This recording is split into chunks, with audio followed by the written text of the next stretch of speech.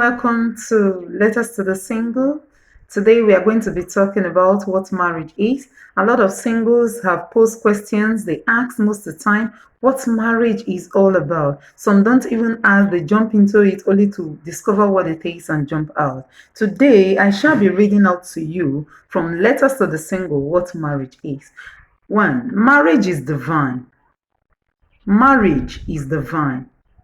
It is God's perfect plan, innovation, propagated by Him alone to achieve His plan after He has created the world.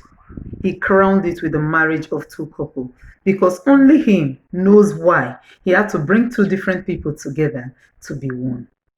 2. Marriage is an agreement between two people. Marriage is an agreement between two people. So, the issue of my father said I am going to marry his friend's daughter does not exist here.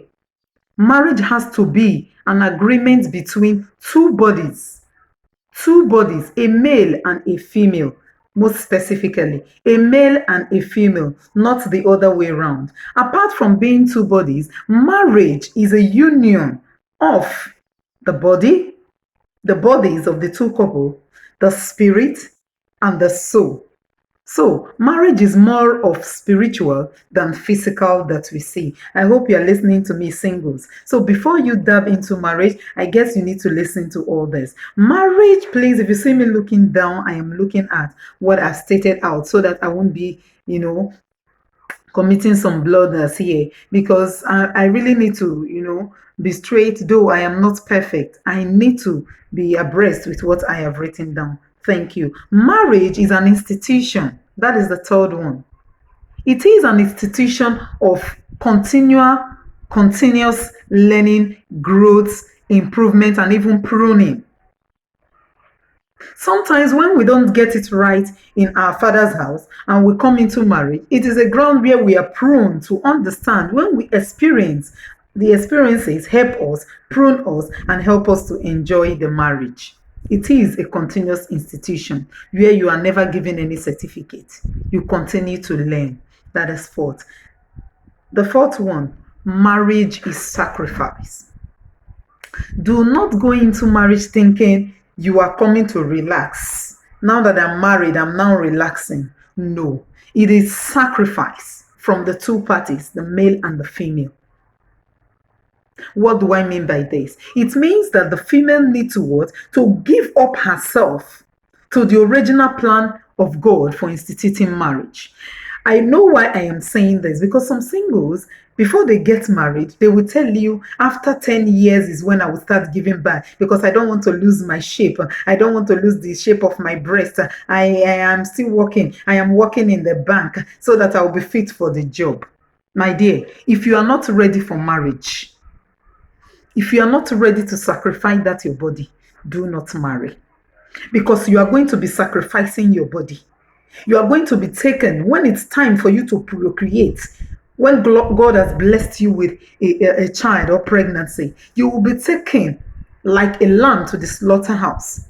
That's your shape will change. Everything about you will change.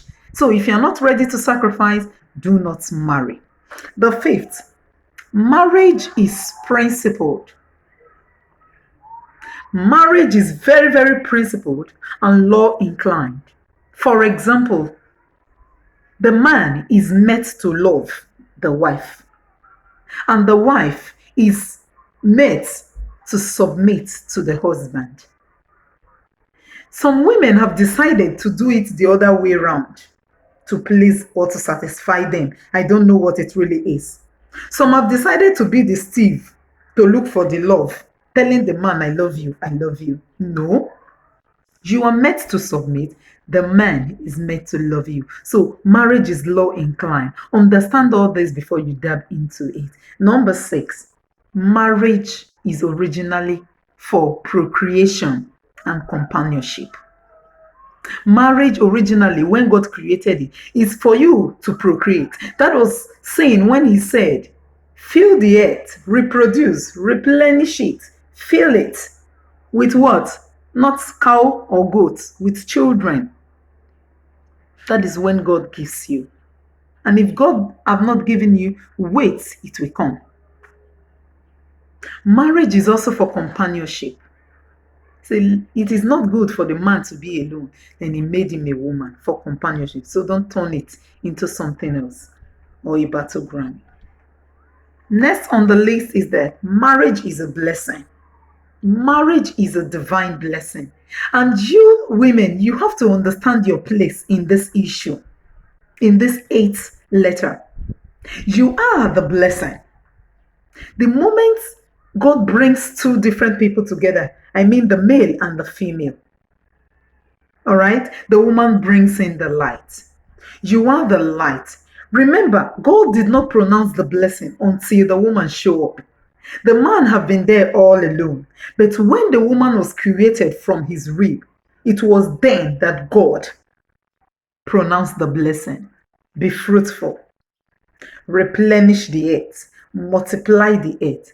You have to understand and have that mindset that marriage is a blessing. It is a divine blessing of God. So do not allow people to throw stones. Do not give space for people to turn your blessing into a curse. Marriage, above all, is responsibility.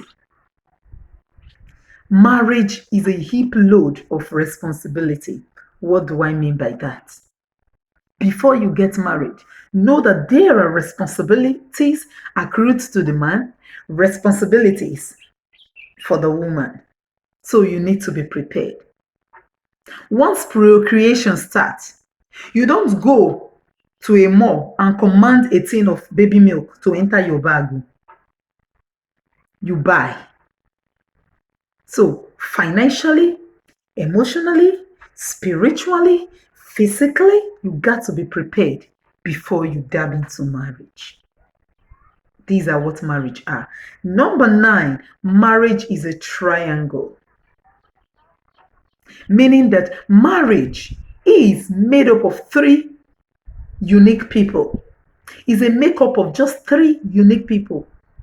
And every other person is outside the triangle. Who are these people? God at the tip of the triangle, man at the bottom, and the woman, the triangle closes. Every other person is outside. So when anything happens to these people, these 2 people, the male and the female on the parallel level, they run back. They should run back to God. They should run back to God because He is the originator of marriage. He is the one that propagated marriage. Sorry. You should give it back to God. Do not run to the father-in-law or to the mother-in-law. By so doing, you are breaking that law of marriage, and it might no longer be marriage or it might no longer remain the same if it has been altered. And the last but not the least, marriage is short-lived. Why do I say this? Marriage is not forever. I know that people will be shocked when I said this. This is what I mean. Marriage is only exists on earth. There is no marriage in heaven. It exists only on earth. There is no marriage in heaven. So this implies that marriage should not be endured. It should be enjoyed. I mean, acquire the massive joy of the marriage to yourself. Choose to be happy in it. Enjoy it, explore it, and make do of whatever that comes with it. Expound in that marriage. We grow every day, like I said, it is an institution. So now that you have known what marriage is, I believe you want to listen to this again and again before you make your decisions. Thank you. See you in my next video. Bye.